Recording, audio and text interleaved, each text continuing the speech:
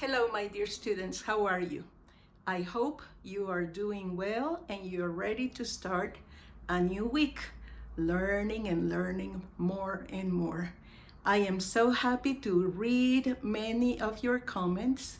Some people are telling me of their achievements, and I am so very happy to hear that you're making it, that you're passing your exams, that you're getting a job, that you're learning English. That is such a good news.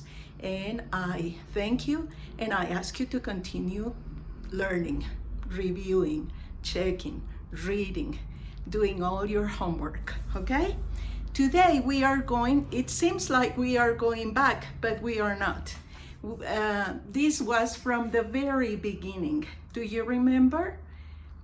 Dudas, dudas, dudas, das, dudas, dudas, dudas, dudas, dudas, das, and in past is did. Do you remember that?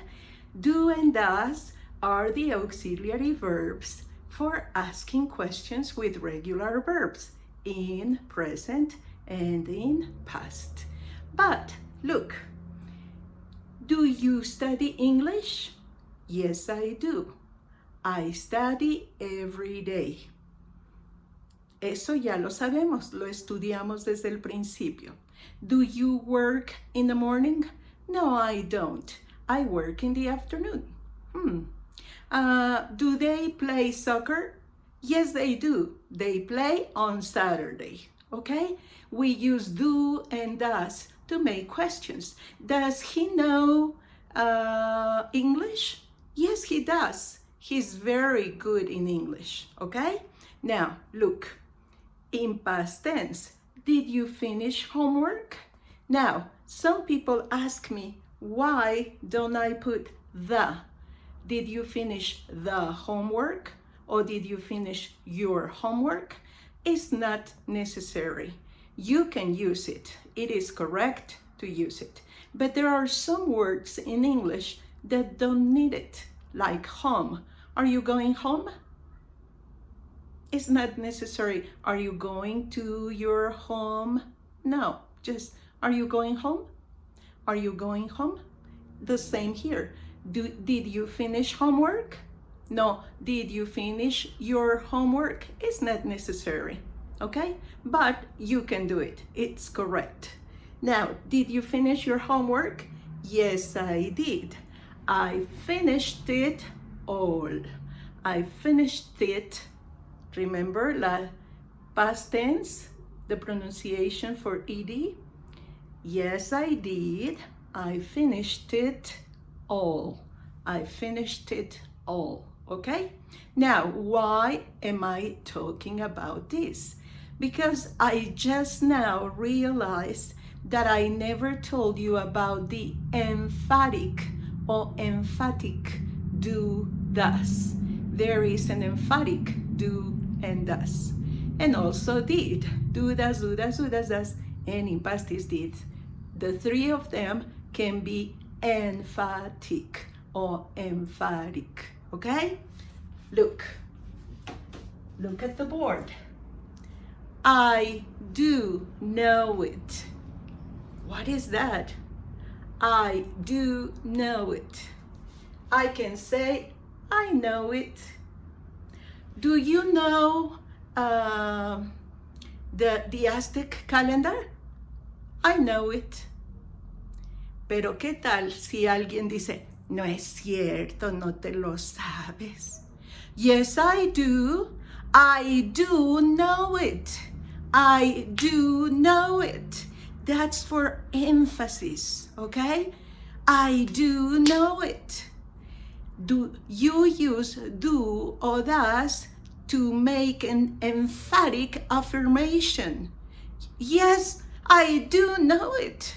I do know it, okay? No digas que no me lo sé, sí me lo sé. Nosotros lo diríamos así en español. In English, I do know it, okay? What if he said, somebody's talking, hey, he didn't bring the sandwiches. He's mean, he forgot, he didn't bring the sandwiches. And somebody says, he did bring it. He did bring them. En este caso, porque dije sándwiches, o si dijera the drink en singular, he did bring it. He did bring it. Sí, sí lo trajo. Sí, sí lo trajo. Okay? That's the equivalent to our double CC. CC. Yes, he did bring it. He did bring it. En este caso, en lugar de decir doblemente sí, usamos doblemente el verbo. Sería como bring, bring. Pero no usamos bring, bring, sino usamos su auxiliar. He did bring it. Sí, sí lo trajo. He did bring it. Okay? Next. Let's say, hey, your sister didn't clean her room. Yes, she did do it. Yes, she did do it. She did do it. She did, she didn't clean her room. Yes, she did do it. She did do it. Do you see the difference? No, nada más es, she did it. No, she did do it. I'm emphatically affirming that she cleaned very well her room, okay? Next, we do work.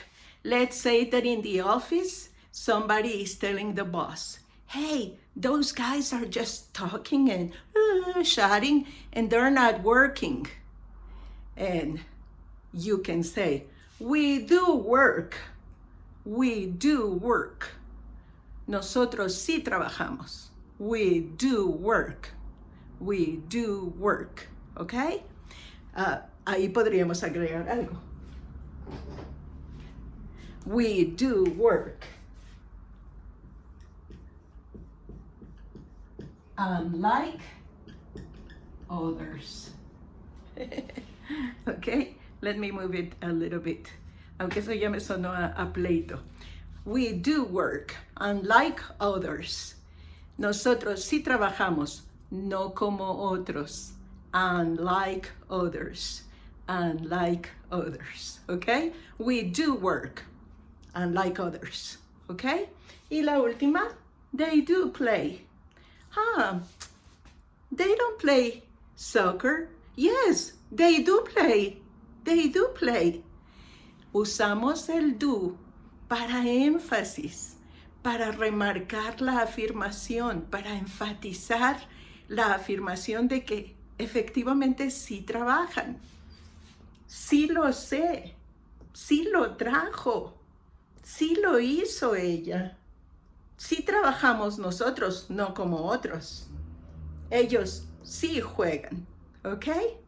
Espero que les haya quedado claro y ahora sí, cuando lo escuchen, van a saber de qué se trata, okay? Sometimes people just do it for emphasis and they may not even stress their voice like I did. I did do it. No, just, we did know about that, but we didn't do anything about it. We did know about that. It's not necessary to use your gestures, just emphasis. If you use it, it's emphatic, okay? Now we are going to continue with our idioms, okay?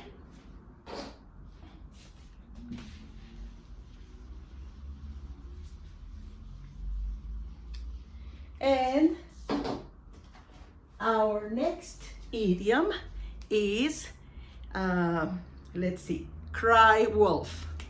Cry wolf.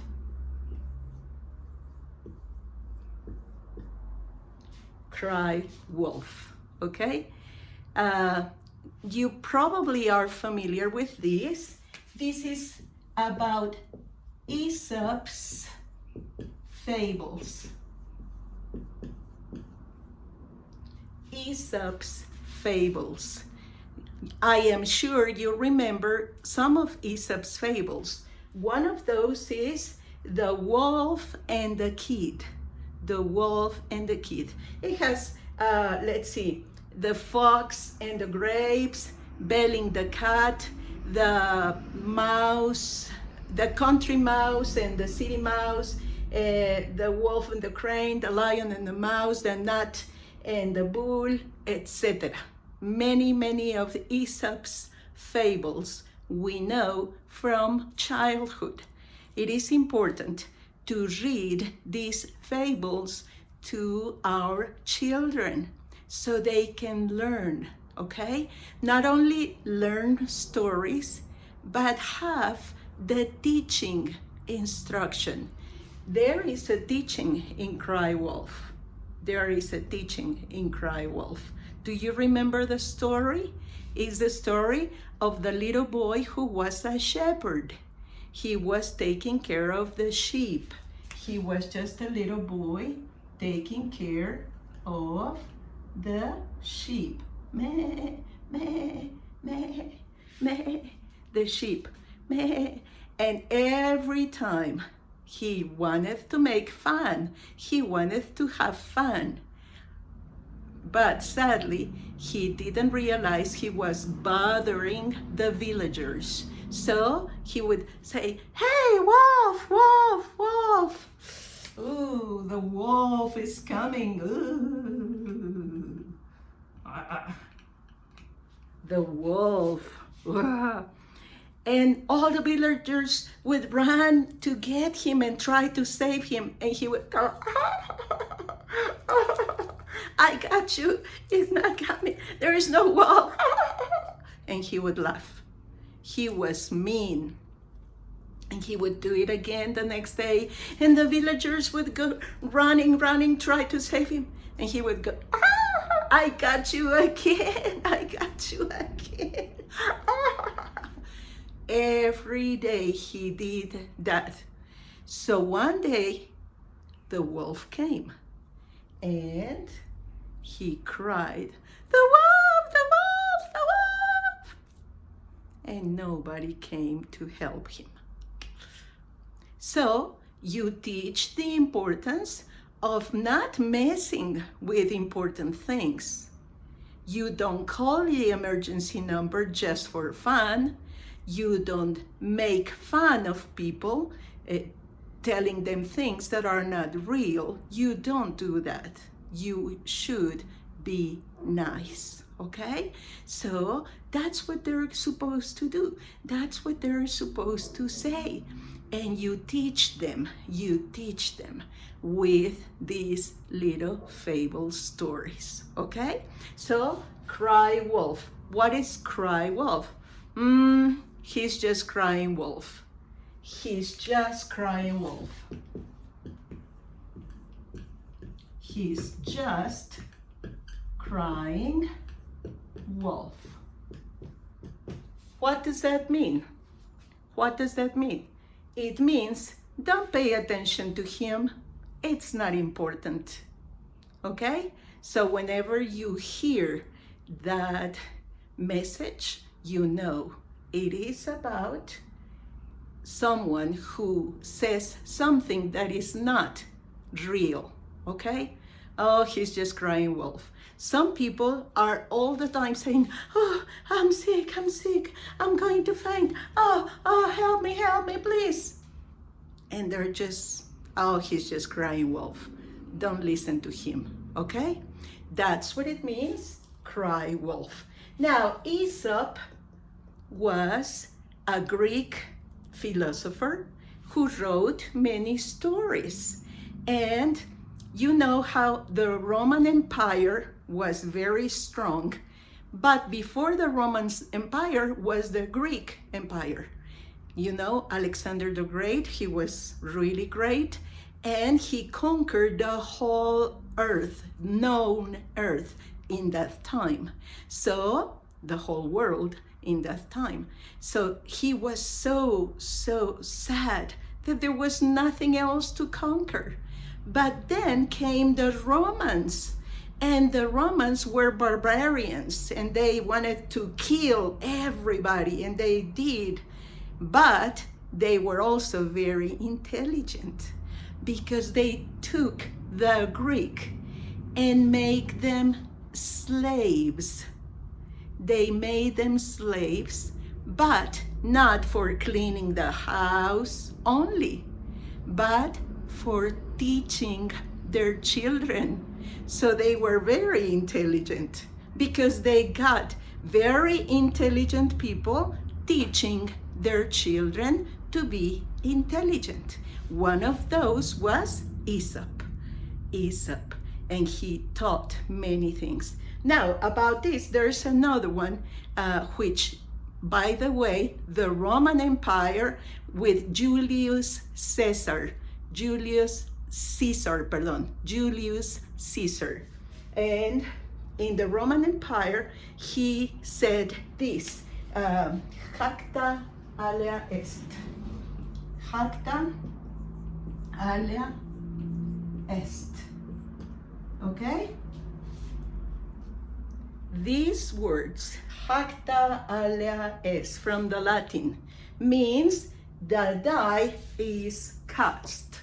The die, voy a borrar, ¿ya? Muy bien.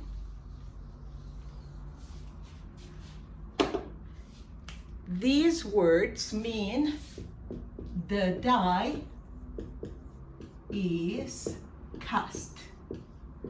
Cast. The die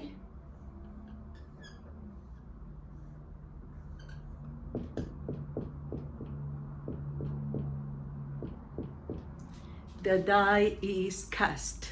The die is cast.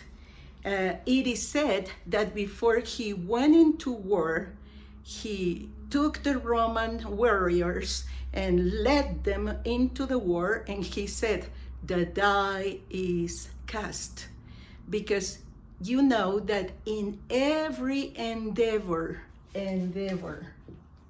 búsquenla en el diccionario, every endeavor, in every enterprise that you do, you know there's a little bit of chance,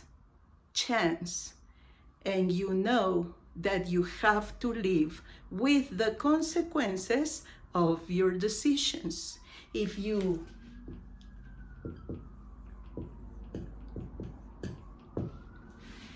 decide to open a restaurant, you can say the die is cast. Ya no hay vuelta atrás, no puedo regresarme, no puedo volver a tirar el dado, ya lo aventé. Cast, aventar. The die is cast.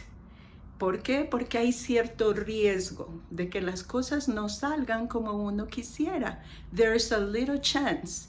But if you make an effort and you prepare yourself and you try to do your best, you know there is no turning back. No turning back.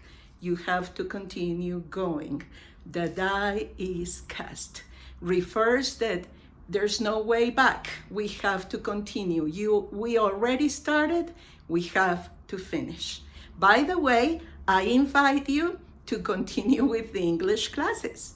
Continue learning. There are many people in YouTube that are teaching English. Now that you know more English, try to listen to them.